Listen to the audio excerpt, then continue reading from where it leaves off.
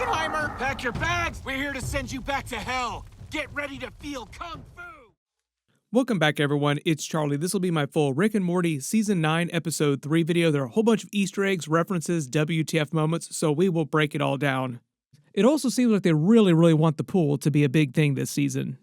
The episode was titled Rick Fu Hustle, a reference to the movie Kung Fu Hustle. It's a great movie. If you haven't seen it, I would recommend checking it out. The closest the episode actually gets to the plot of the movie is that the main characters become Kung Fu prodigies, and during the episode, Rick, Morty, and the Kung Fu Master Sin become ultimate Kung Fu masters, combining Kung Fu with Rick's science.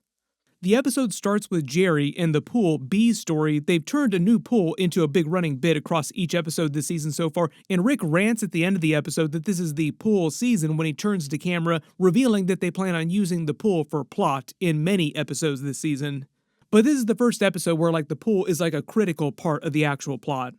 I'm assuming just based on the way they played it in episode 1 that Jerry installed it right before the events of episode 1, and now enough time has gone by since episode 1 that it's finally gotten dirty for the first time, and his pool bot has been unable to clean because he bought it from some shady guy behind a dumpster at the pool store, implying that he got ripped off and the pool bot was broken when he bought it. And is emasculated yet again for the billionth time, like there's a normal thing for Jerry season to season, when Beth orders him to hire a professional, Keith, the pool man, to do it for him because she has zero confidence in him that he could do it himself, and Rick also offers to do it himself with his technology inside his body, but Jerry wants to feel like a man, which Rick calls out. He calls out tropes of stories, movies, TV shows all the time in episodes, and he's calling out tropes of previous Rick and Morty episodes in this too when he says that we treat Jerry like a baby so that he can feel like a real man, which is a thing they've been doing since season 1.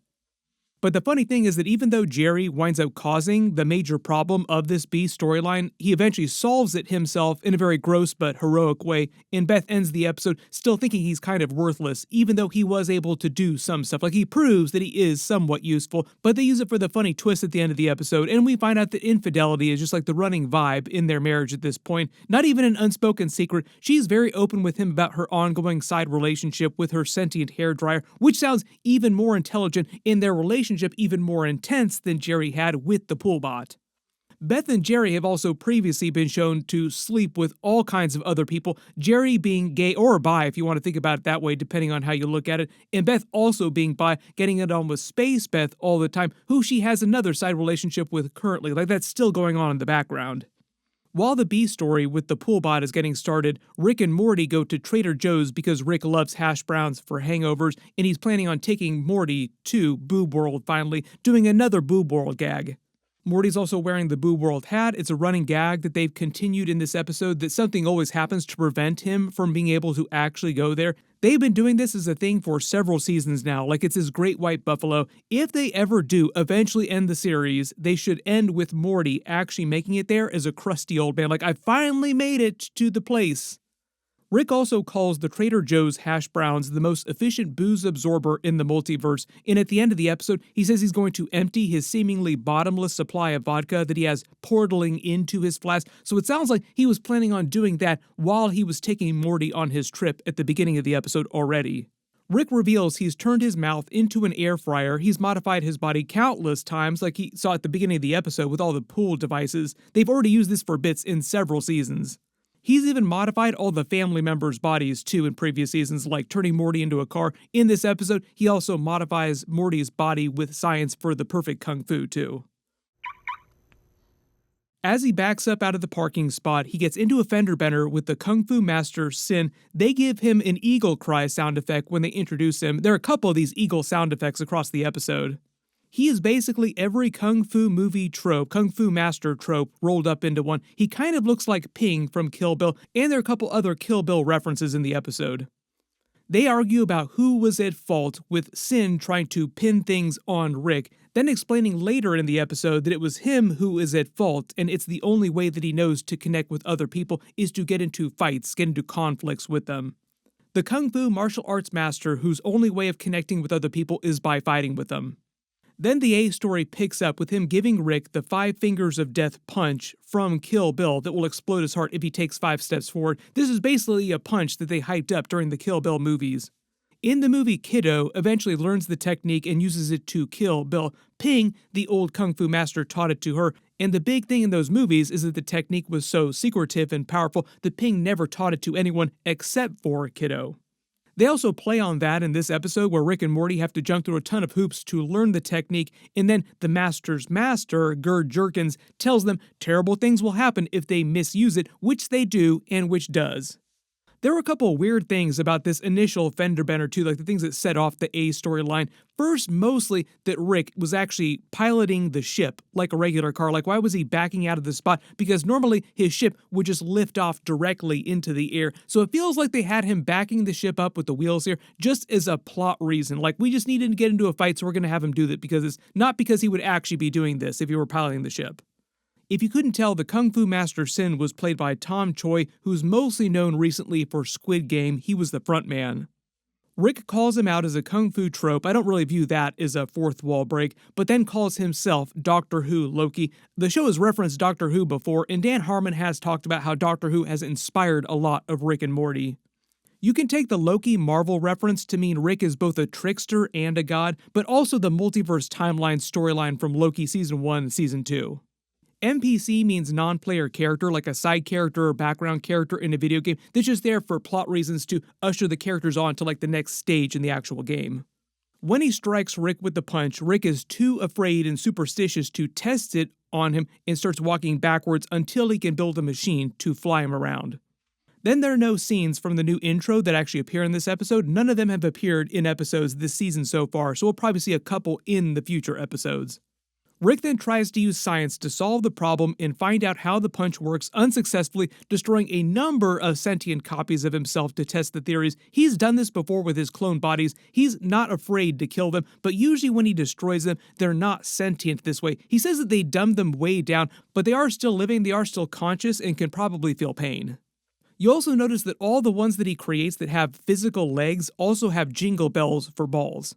What they're really getting to with this A storyline is that Rick would rather go nuclear with his solution to escaping things throughout the episode before he apologizes and tries to get the Kung Fu Master to undo the punch, which is a trope they've used numerous times in previous episodes where Rick doesn't want to apologize, which he tells Morty about later, like, I will apologize when it matters, and he has apologized a couple times previously on the series, but it is very, very rare.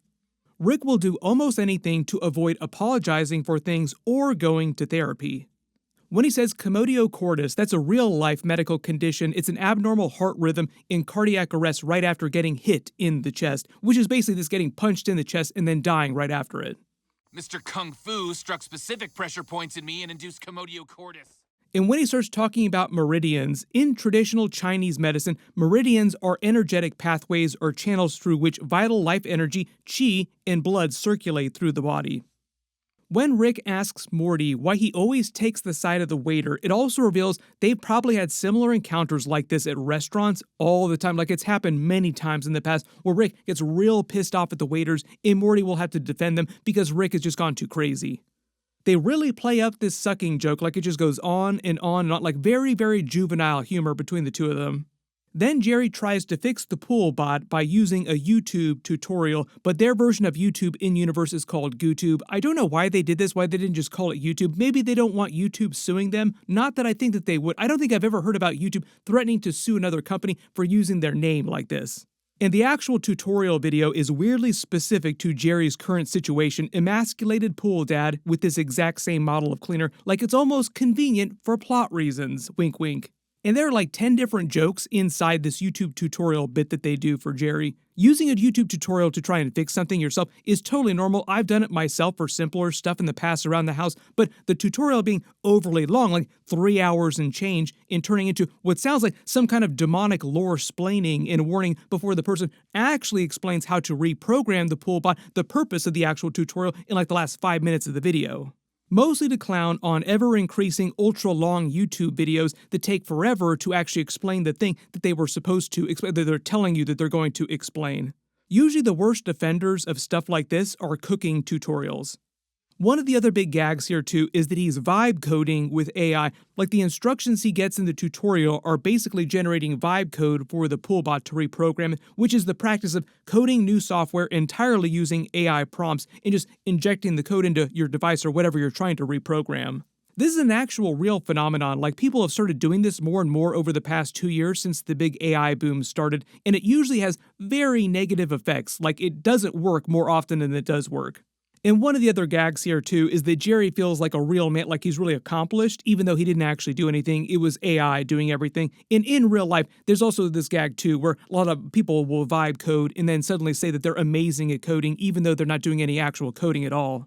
And even though the episode takes this to like a really fantastical place with the poolbot, in real life, problems like this have happened on very large scales very recently. Like there was a giant cloud computing system, I think it was Amazon or like one of the other big providers, that a lot of the infrastructure for the real life worldwide internet is built on was taken down because people have been using AI to code it, and it just led to really, really terrible problems.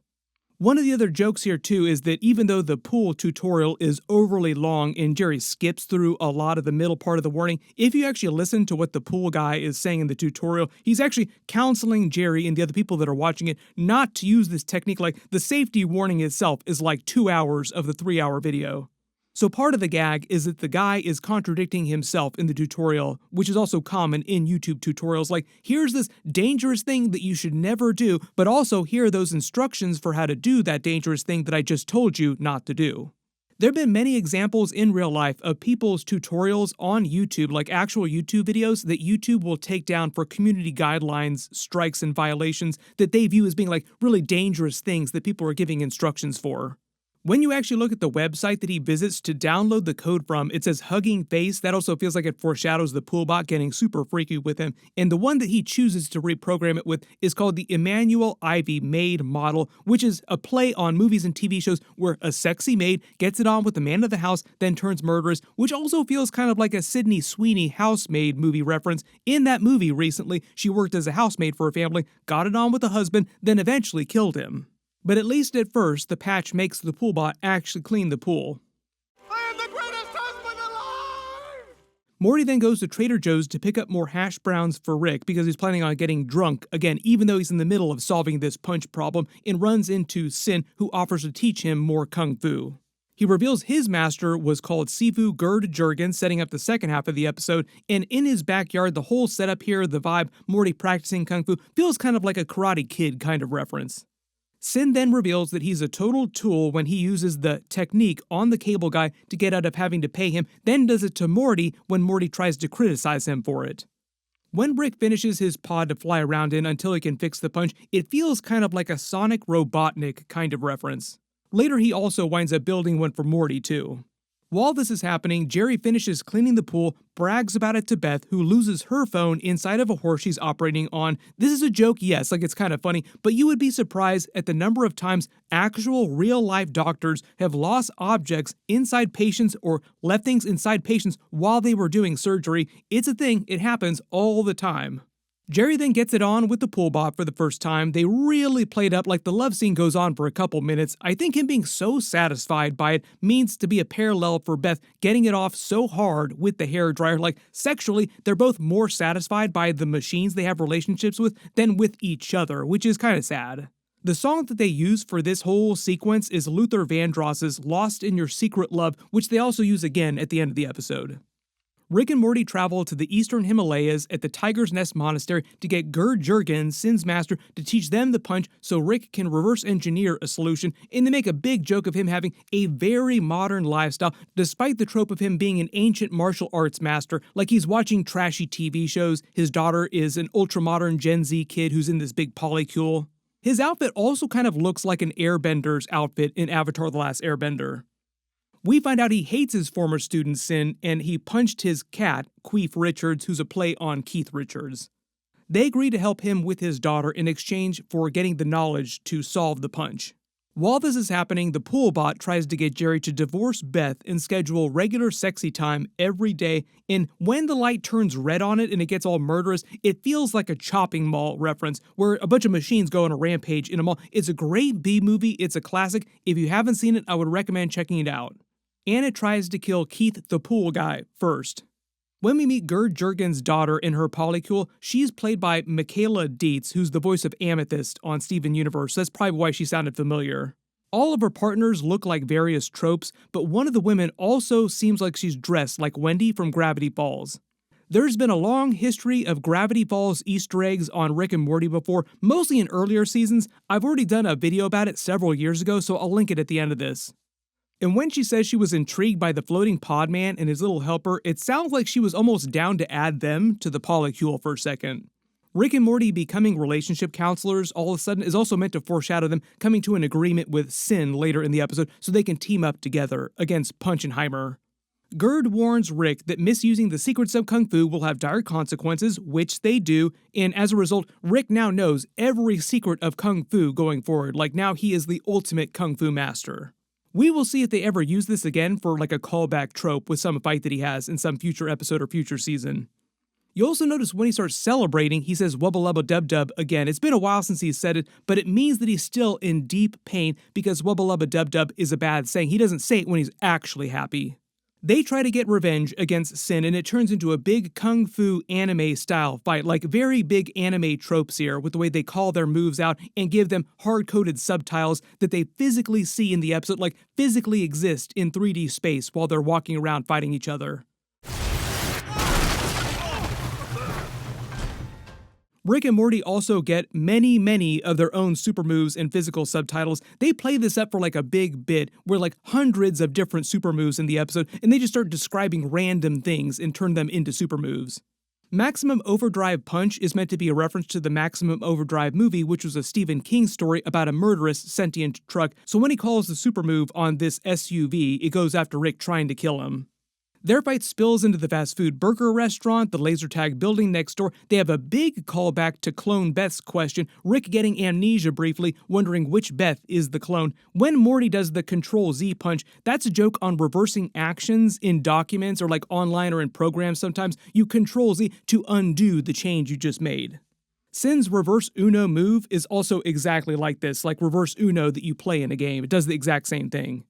Then their battle winds up causing an apocalypse, ripping the fabric of spacetime, causing the Punch God to appear and punish them. He looks just like the Hawaiian Punch mascot, who calls it the power of the punch, and Sin names him Punchy, the ancient demon god of hitting things and sweet drinks, as a nod to Hawaiian Punch.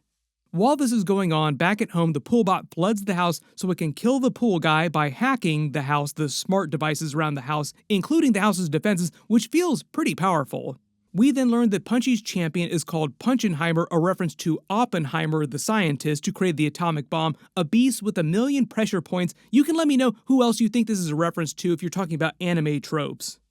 Sin finally cops to being at fault for the wreck and hitting Rick's ship on purpose because it's the only way he knows how to connect with other humans through conflict, through fighting, and Rick lies when he says, "No, I never do that," like he does that all the time.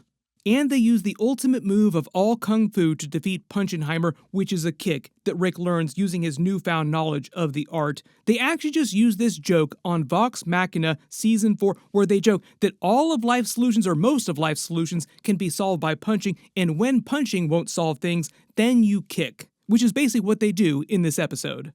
When they have their big final anime fight scene against Punchenheimer, the crazy fast multiple kicks is meant to be a reference to Fist of the North Star. That special kick was one of his signature moves. The only thing I feel like they should have added to this episode, and I'm sure they talked about it when they were actually making this reference, is to have Rick say to Punchenheimer, "You're already dead," before they start fighting, and then when they defeat him, have Punchenheimer explode from the inside out like Fist of the North Star.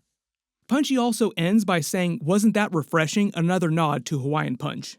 Back at the house, Keith reveals to Jerry that he doesn't know how to swim despite being a pool guy and around pools all day, every day, and Jerry finally stops the pool bot by getting it on with it so that he can destroy it.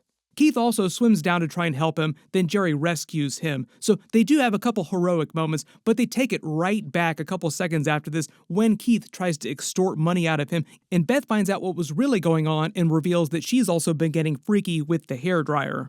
Keith eventually then cleans the pool for real, and they end the episode with everybody partying, including Gerd Jurgens' daughter and her polycule. Rick then rants about the family's pool, like I said, saying pool season is a fourth wall break, that they're going to be using the pool more in this season's episodes as part of the plot. but we will see if the pool sticks around in future seasons or if they eventually get rid of it. Pool season, baby! Yeah! The Smith family has a pool! Over the credits, they play that Luther Vandross song again, and in the post-credits, they pay off the bit with Beth's relationship with her sentient hairdryer, Jerry now making her attach a picture of his face to it, and the hairdryer and Beth both feeling kind of bummed out about it, like their side relationship was way more intense than Jerry's relationship with the pool bot. Everybody post all your reactions in the comments below, and if you think you spotted any Easter eggs or references in the episode that I didn't talk about in the video, just write them below in the comments. My episode 4 video will post next week after they release it, so be sure to enable alerts for my channel so you don't miss that. We might also be getting a Spider-Man Brand New Day trailer in the next couple of days. One leaked out recently, but what I'll probably do is just wait for the official shiny HD version to drop. Everybody click here for that next episode of Rick and Morty. I'll update the link as soon as I post it, and click here for all my Gravity Falls Rick and Morty crossover Easter eggs. Thank you so much for watching, and I'll see you guys in the next one.